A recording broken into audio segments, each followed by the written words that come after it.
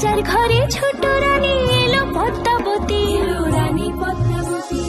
রাজার আরো 6টি রানীর ছিল না সন্তান, পদ্মাবতীর কোলালোতে মিলল সমাধান। বছর যেতে জন্ম নিল 7 ছেলে 1 মেয়ে, হয় খুশির আকাশ হঠাৎ কালো মেঘে গেল ছেয়ে। হিংসেতে যায় জ্বলে পুড়ে বাকি 6টি রানী, যুক্তি করে ঘটায় ওরা 7 কুমারের হানি। সুযোগ মতো 7 ছেলেকে মাটিতে দেয় পুঁতে, বাঁচে একা পারুল, ওরা পায় না তাকে ছুতে। ধাইমা বাজায় সেই মেয়েকে বড় করে তোলে, 7 ভাইকে পায় যে পারুল 7টি চাপা ফুলে।